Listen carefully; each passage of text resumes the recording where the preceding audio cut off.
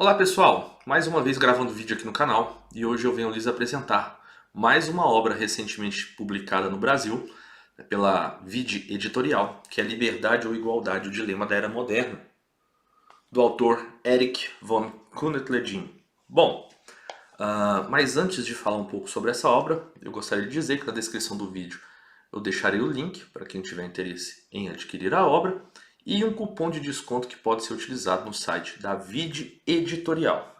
Tá? Então vamos falar um pouquinho sobre o autor, né? Viveu de 1909 a 1999, possui uma vasta formação acadêmica, estudou Direito Civil e Canônico na Universidade de Viena, fez-se mestre em Economia e doutor em Ciências Políticas na Universidade de Budapeste. De volta a Viena, estudou Teologia, lecionou no Belmont College na Inglaterra, depois nos Estados Unidos na Universidade de Georgetown, no St. Peter's College, na Universidade de Fordham e no Chestnut Hill College. Foi também pesquisador no Instituto Ludwig von Mises e era aquele cara descrito como uma enciclopédia viva, capaz de falar 8 idiomas e ler em mais de 17. Bom, o próprio título da obra já traz um dilema, né? Apesar do fato dessa obra ser da década de 50, esse dilema acerca da liberdade ou da igualdade é totalmente atual. Bom, no início do livro ele vai dizer que a sua análise é baseada na filosofia de Santo Tomás de Aquino e que aqui trata-se de um ensaio, ou seja, que as conclusões na verdade ficarão a cargo do leitor. Tá? A obra tem capítulos onde ele fala sobre a democracia e o totalitarismo. Então ele parte de uma ideia de Platão, que Platão já dizia na sua República. Quando ele vai fazer a análise dos sistemas políticos, ele vai dizer que toda democracia tende a uma tirania. Então, ele vai falar sobre os pensadores políticos do século XIX, a epidemia da uniformidade. Prestem bem atenção, nós estamos falando de um livro lançado em 1952. Ele já falava dessa tendência a igualar as coisas, a perder a hierarquia dos valores e que a democracia tem essa tendência a homogeneizar a forma de pensamento das pessoas, né? Bom, ele vai fazer uma crítica à democracia, ele faz um comparativo muito interessante no capítulo 4 sobre a democracia e a monarquia. Né? Nós, no nosso momento, nós não tivemos a experiência de viver em um regime monárquico, mas ele sim. Né? Então ele parte do ponto de vista da sua experiência, bem como do ponto de vista teórico, científico e filosófico dessa comparação.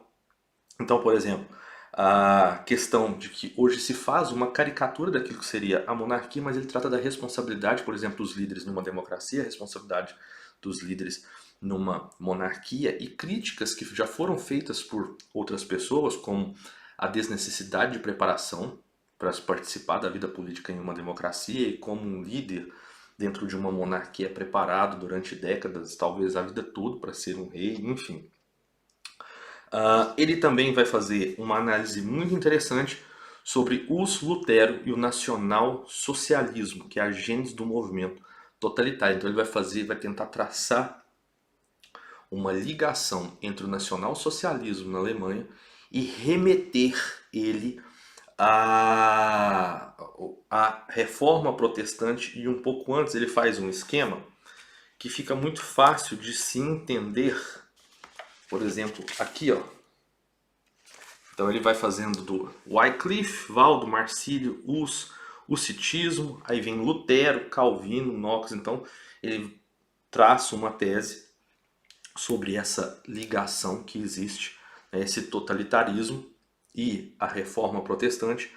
Ele trata também desse ponto desde a pré-história, né, com Wycliffe, Marcílio e Valdo, da reforma protestante.